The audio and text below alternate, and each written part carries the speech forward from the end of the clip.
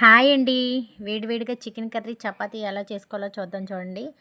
ఒక కళాయి తీసుకోండి, అందులో ఆయిల్ పోసుకొని కొంచెం బిర్యానీ దినుసులు వేసుకోండి. లవంగా, దాల్చిన చెక్క, కొంచెం బిర్యానీ ఆకు వేసుకుంటే టేస్ట్ బాగుంటుంది మీకు. ఇది బాగా వేగిన తర్వాత 2 ఉల్లిపాయలు, 2 టమాటా, 1 పచ్చిమిర్చి వేసుకొని, నేను అరకిలో చికెన్ తీసుకున్నానండి. దానికి సరిపడా మీడియం సైజు టమాటా, ఉల్లిపాయ తీసుకుంటే సరిపోతుంది. ఇది బాగా ఆయిల్లో మగ్గనివ్వాలి. మా పాప కూడా మాట్లాడుతుందంట, చూడండి. మాట్లాడు. చపాతీ అన్ని పొట్టు పెడుతున్నా. చపాతీ చికెన్ చేస్తున్నాం.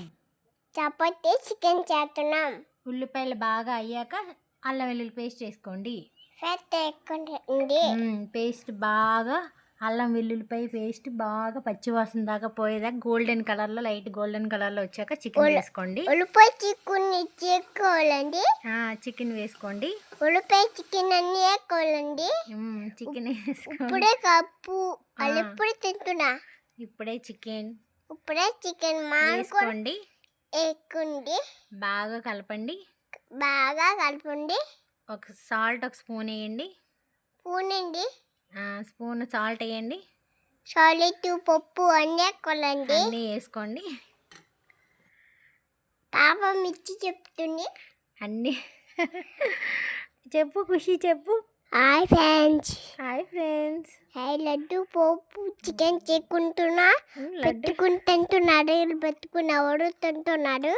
అప్పుడు లేకపోతే ఇప్పుడు కూడా నేను కూడా గుబ్బలు పెట్టుకునే పప్పు పూను అన్నీ వేసుకోవాలండి. కొంచెం బాగా చికెన్ వేసుకున్న తర్వాత బాగా మగ్గాక కారం, పసుపు అన్నీ వేసుకోండి. బాగా మగ్గిన తర్వాత కారం, పసుపు వేసుకోండి. వేసుకున్న తర్వాత గ్లాస్ వాటర్ వేసుకోండి.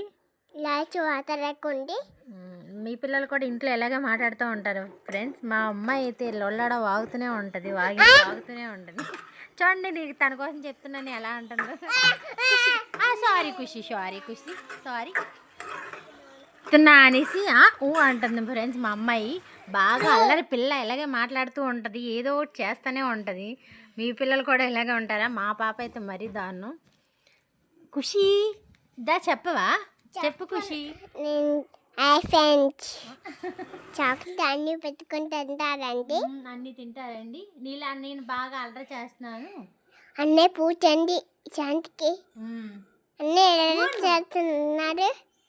అన్నం తినిపోతే అన్ని కాపాడుతున్నాడు. చూడు, అన్ని తినిపించాడు. నీకు తినిపిస్తా అంటున్నాడు. నేనే తింటున్నాడు. బాగా ఒక గ్లాస్ వాటర్ వేసుకున్న తర్వాత బాగా ఇవ్వండి ఫ్రెండ్స్. బాగా ఇదయ్యాక చికెన్లో కొంచెం గరం మసాలా, ధనియాల పొడి వేసుకొని చపాతీ కూడా కాల్చుకుంటున్నాను ఒకవైపు.